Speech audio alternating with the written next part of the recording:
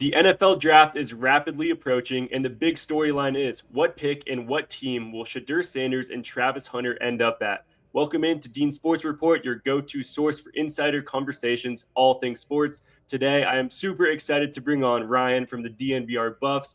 Thanks for hopping on back the show. I saw you also are back onto the Broncos show, so congrats for that. Yeah, it'll end up being a four-show day for me today because we also just did a emergency show for the Broncos signing Talanoa Hufanga. So, uh, doing what I love, talking sports, no problem, man. Yeah, there you go. I mean, that's what it's all about. I'm envious of you for sure. So we can get right into it. Obviously, kind of like you just mentioned, so much going on with free agency and NFL, and I think the quarterback situation is starting to finally shape up for this upcoming season. I know, like this past week, it's been a lot pretty all over the place, but it seems like the Giants, Browns, and the Titans are three of the biggest teams that are still looking for their face of the franchise. And I've personally seen how Shedeur has the ability to transform a franchise, taking the Buffs from just a one-win team to 9 wins in just 2 years. And what's saying he can't do that in the NFL? So I would love to hear it from you. Give me the pitch. Why should Shedeur be a top pick in this draft?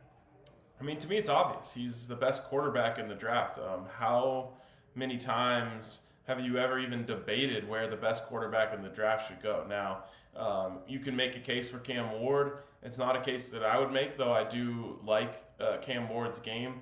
To me, it's all of the stuff that when a quarterback fails in the NFL, people always point to these things. They point to accuracy. They point to wasn't able to adapt to the play style or the play calling. They point to he wasn't able to read defenses, which are much more complex in the NFL than they are in college. And you could go down the list, and all of these things are things that Shedeur Sanders does amazingly. He's the most accurate quarterback in the history of college football. He has been around the game of football since the day that he was born. He lives and breathes the game and cares about it at a level that you can only hope for your players to get to when you're an NFL team. So, people want to say, oh, his arm isn't quite that strong. Show me a throw that he didn't make because of his arm. They want to point to little things. Oh, he's not athletic enough. To me, he's as athletic as a lot of the best quarterbacks in the NFL right now. You're not going to get up to a Josh Allen or a Lamar Jackson, but he's every bit as athletic as Joe Burrow or even Patrick Mahomes, in my opinion. So I think that if his last name wasn't Sanders and he played for Ohio State, this would be a no-brainer, number one overall pick. No one's even questioning it. But because of those little things and the fact that he played behind a tough offensive line, which caused him to, have to be a little bit that to be the best quarterback in this draft. No, I totally agree. You mentioned the last name Sanders. I think people are kind of just criticizing him, like we've seen with Brawny. It's the same type of nepotism thing. But it's like if you're actually watching these Buffs games, I mean, Shedeur was unlike any other quarterback, and kind of like you said, like I would love to see if he could like if he played with a team like Alabama, Ohio State, even Oregon, like with a better O line, and I don't think he could have had any better receivers because we had top tier receivers this past year. But I totally agree. And there's people that are just out here criticizing, like, oh, he's too confident, he's a little cocky. But from my point of view, it's like, isn't that what you want from the face, like the face of your team? I mean, this is football. This is like football is one of the most obviously like physical sports. Like you want a guy who is out there confident and like to me it's pretty clear why he should be a top pick in this draft. I would love to hear too. I know with everything going on, like is there a specific team you would like to see him get drafted to? I mean, I know it's still very up in the air. I personally would love to see him go to like a bigger market type of franchise like the Giants in New York, somewhere where he could kind of keep building that team and kind of shine in the spotlight per se. Yeah, I think that to me the Giants are my favorite fit, and it mostly has to do with just the weapons that they do have. Obviously, Malik Neighbors being an absolute phenom coming out last year. Even Tyrone Tracy at running back showed some big flashes. To me, I think you insert him there. He handles that that medium market better than anyone could. He just I think he's just an instant superstar, and he's able to kind of lean into that rather than a guy who might shy away from it in there. So if I'm the Giants, I would love it. But I don't think there's a bad fit for Shedeur, and it's just because of what I said earlier about his understanding of the game. This is a guy who's played in a different offense every single year that he was in college.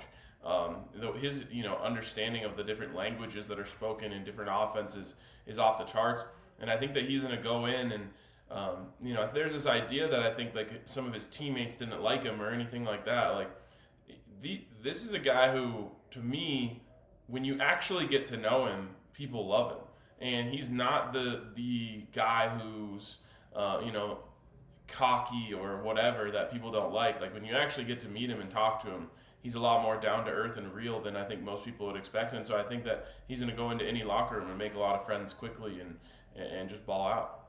No, definitely, definitely. I was able to speak to him a couple of times, and I think it's like he's obviously living the dream life, but I think in the same way, it's like he's humble and like he still wants to prove, for himself that he's that guy, not just being, Deion Sanders' kid. And I'm super excited to watch him in the pro day. I know he also just gets criticism for not participating in the combine when it's like most other stars aren't participating either. Like Cam Ward didn't either, and you don't really hear much on that side. So I think people love to hate on him, and I think that's nothing new to him. I mean, especially just me covering the Buffs these past couple of years, like so much criticism, but like I said, he's able to transform the team, and I don't think that's stopping him doing that in the NFL whatsoever.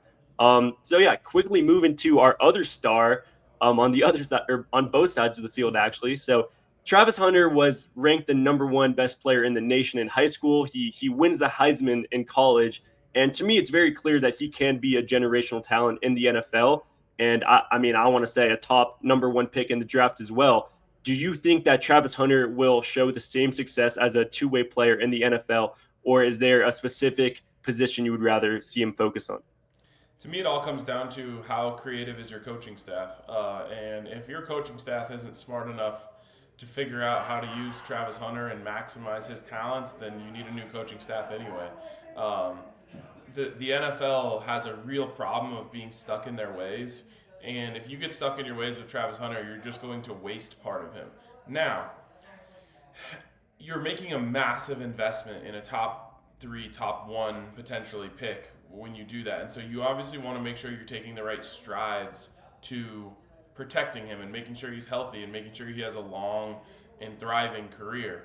But with that being said, you can use him as a weapon at any point. I think if you have to start him on one side and try to get creative on the other side, for me, it would be on the offense. I don't like when I watch the Buffs on defense and the other team just gets to say Travis Hunter is not going to be involved today, And if I had a player of his caliber, I would not allow any team to dictate how often Travis Hunter gets involved in the game. You put him on offense, you get to dictate how often he's involved in the game. And he's so explosive and so electric and so honestly unguardable at wide receiver that to me that's the perfect spot for him. That's where you get to use him. But if you're trying to not play him every snap, I would start him on offense, play him a lot there, and then bring him in on third downs on defense. When you, especially passing downs, and just allow him to do his thing, and you could either put him on number one receiver and have him shut them down. I can even imagine you using him in like a robber role in the middle of the defense and just allowing him to react and go after the football. So whatever they do, hopefully they're creative. If you're drafting Travis Hunter, you better be creative, because if not, you're going to waste him.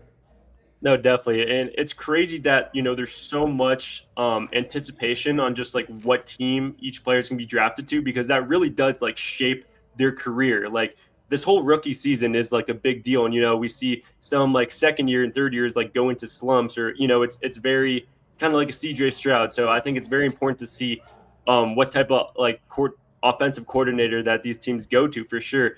And you kind of mentioned, Travis being a corner and all. There, I remember like with the whole Heisman debate, it was all, he might not have all of the stats on defense, but at the same time, it's like that's just because teams weren't throwing to him. I mean, as a corner, that's kind of the whole thing, is to not have any stats, so no one's throwing to you. And I think there were multiple games where he didn't even get targeted. So I just think it's crazy for people to say like he can't play at a high level on both sides, and it's going to be very interesting. I think it's pretty obvious he's not going to be able to play as many snaps as he did, in college. But kind of like you mentioned, I would love to see some sort of package for him as a wide receiver. And then, I personally think he might be a better fit at corner. And it would be so cool just seeing him lock up some of these best wide receivers in the league. Kind of talking about receivers and corners in the league as well as quarterbacks. Do you have any, comparison for Shedeur and Travis of someone that's already in the league right now, like play style and just maybe upside that they have? Yeah, I mean, to me, Travis Hunter on offense is Justin Jefferson, and on defense, he's Pat Surtain. And that sounds crazy, but if I guarantee you, if he was only playing one position or the other, those would be the comps he's drawing. People can't wrap their mind around the fact that he can beat both of those guys at the same time, but that's why he won the Heisman Trophy. So to me, those two are there, and he's a little different than Pat. You could maybe go with like a more I guess like aggressive ball hawking type of corner than just like the sticky coverage that Pat kind of has made his mark with. But those two for them, and then I see Joe Burrow with Shedeur Sanders, and it's why I cannot understand how the Titans, who hired their coach, who made his name coaching Joe Burrow as the offensive coordinator of the Bengals. I don't know how you look at Shedeur Sanders and the comparisons between those two and say anything but we got to have this guy because he's the perfect fit for what Brian Callahan's trying to do. And so I'm still kind of thinking in the back of my mind that when push comes to shove, they're just going to say, let's give our coach the best chance to succeed with this guy. But in terms of his accuracy, his athleticism, I believe, is very similar to Joe Burrow's. That swagger that he brings to the field to me is like Joe Burrow. So it's funny because before the season, my guy Jake on the Buff Show made that comp, and everyone lost their mind saying it was way too high of praise. And now you're starting to see a lot of NFL evaluators make that comparison when they talk about Shedeur. No, that's great. I mean, Joe Burrow is a great guy to be compared to. Probably could have won MVP if they started a little hotter this past year. But it is funny. Like I feel like us being, me being here out in Colorado, you being a Buffs covering the Buffs all season. Like I think people could see us as just being too biased towards them, and maybe favoring them just because we're a fan. But the stats don't lie, and for what they were able to do in college, kind of like going back to we mentioned, if they played on, Travis could have played with any team. He could have been at Georgia, So I think people just forget that. They see Deion Sanders, they see the Buffs, and they love to hate. But I just can't wait for these two guys to just make a name for themselves in the NFL.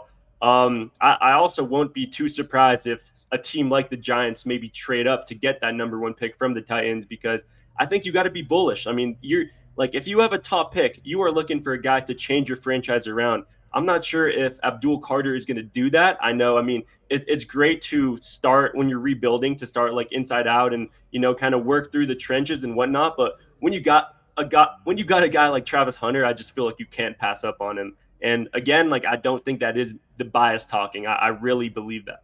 No, I mean we got a firsthand look at it, and we watched every single snap of Travis Hunter at Colorado and every single snap of Shedeur Sanders at Colorado, and so we're not getting caught up in a bad highlight here or there or whatever. Like it's honestly the thing that you keep talking about, which is turning around a program that was 1-11 before they got there. They lost games by an average of 30 points a game. This program was completely in the gutter. And for those two guys to come in, and obviously Coach Prime as well, but that trio of stars to come in and completely flip everything on its head and get the Buffs back to relevancy just shows that they're winners. And people will say, oh, like they didn't win anything big. They didn't have enough time, in my opinion. If you gave those 3, 4 years together in Boulder, I think that much bigger things could have happened.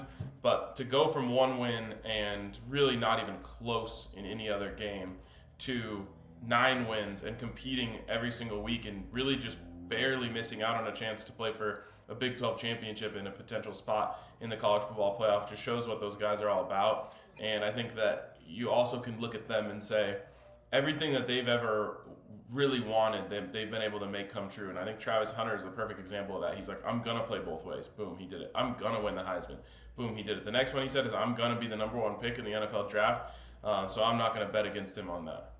No, I totally agree. I mean, these two guys, you cannot not bet against them. And before you got to hop off, I got to ask, I might, if we might not talk, until the season starts again, but what is your outlook just for record predictions for the Buffs this year? I know it's a turnaround, obviously losing these two or a couple stars and a bunch of the seniors, but I'm still expecting good, at least a bowl season and the Buffs to be contenders in the Big 12 again. So I guess, yeah, just record prediction and um, yeah, we don't got to get too far into that, but yeah. I got to see kind of the way that the roster shakes out, especially after spring, before putting a record on it. But I think expecting this team to be bowl eligible again is completely reasonable. And really, as long as Coach Prime is the coach here, I don't think there should ever be a time where we expect to go back to not making a bowl game. So it'll be interesting to see who wins this quarterback competition. It'll be interesting to see if they make any additions in the spring portal. But on the whole, I think that this team and this program is on the up and up. And while they're losing superstars in Travis and Shedeur, the average talent of the team just keeps getting better at every single portal cycle. So I'm looking forward to seeing what this team can do and maybe be a little bit more rounded, more balanced. Love that. Love that. Yeah. Buffs fans, we got the spring game coming up in about a month. So stay forward to that. Get excited. But Ryan, thank you so much for hopping on again.